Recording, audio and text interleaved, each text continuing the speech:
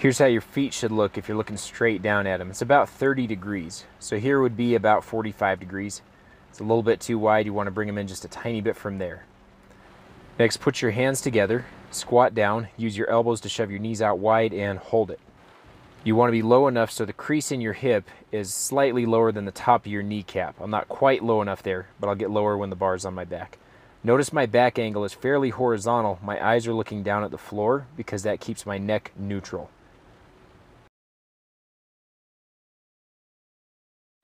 Now here's a view from the side. Don't worry too much about my upper back being bent because again, when I get the barbell on there, it's going to straighten out. Now when I come up, that's how I want to lead up. That's a very exaggerated example, but I want to act like there's a weight on my low back and I'm standing up with that weight on my lower back. Here's how I don't want to stand up. Leading with my chest with my eyes looking up in the mirror in front of me. Now when I go to the bar, here's how I'm going to grip it. Thumb on top of the bar. Bar is going to be in the heel of my hand. Notice the thumb's not around the bar, and notice the bar is not back in the palm of my hand. If you look at it from the other side, here's how my fingers are on the bar. They're just pinching the bar. Again, the bar is not in my full grip in the back of my hand. We don't want that.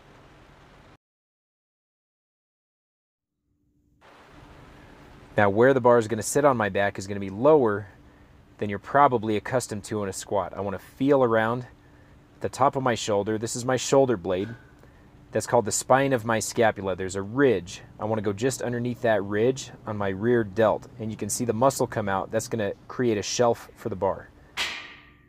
The height of the bar for the setup, I want about at my mid-chest. Now when you first get the bar into a low bar position, you may notice that your shoulders are pretty tight trying to get the bar there. Most people will notice that to begin with, unless you're pretty flexible.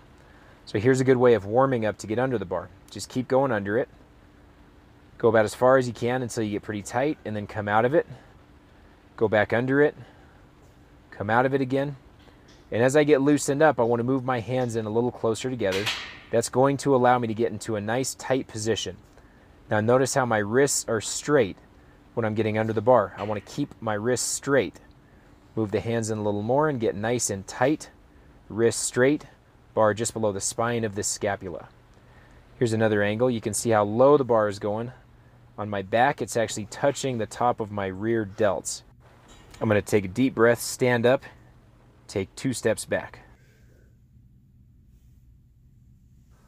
Once you get the bar in the proper position on your back, get your feet underneath the bar, take a deep breath and hold it, stand up, and you step back. Big step, small step, and then just even out the feet and set the stance that we did when we began with the toes pointing out 30 degrees.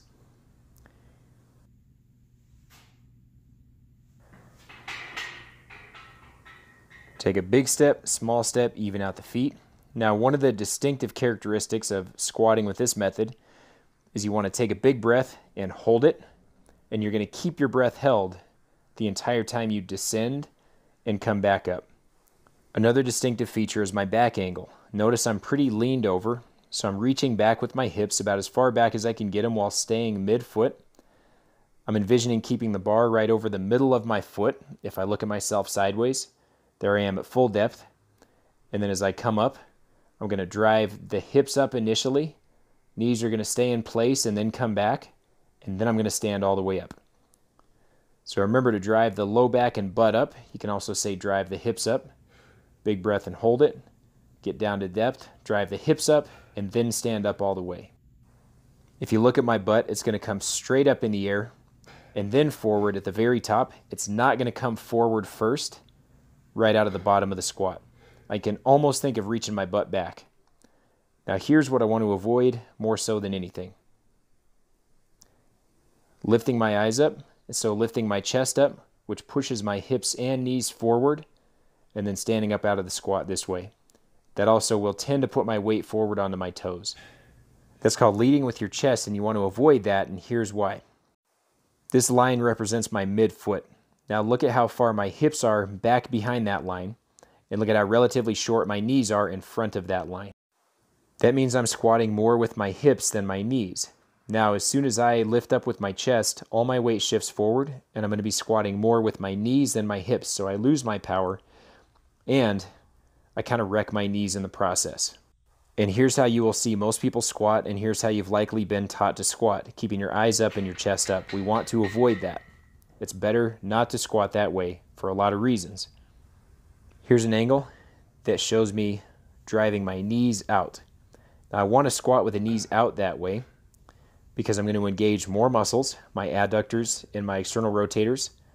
Also, that allows my belly to go between my thighs and not get jammed on the thighs. Now, here's a good angle that shows you how far my knees go out. They go out to keep them just in line with my toes. That's a good depth there. You can see the hip crease just below the top of the knees. Knees are out wide. And then I'm going to drive the hips up.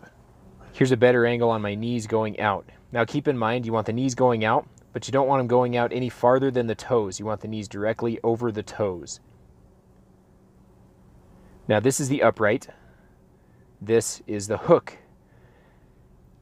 This is called the upright because it's connected directly to the uprights, which hold up the squat rack. This is the hook. It comes off of the uprights. Do not set the bar on the hooks. First, you have to crane your neck to see it. Second, you will do this at some point with a heavy enough weight to make that not a good thing. But really, that's never a good thing. Straight into the uprights, pull straight down.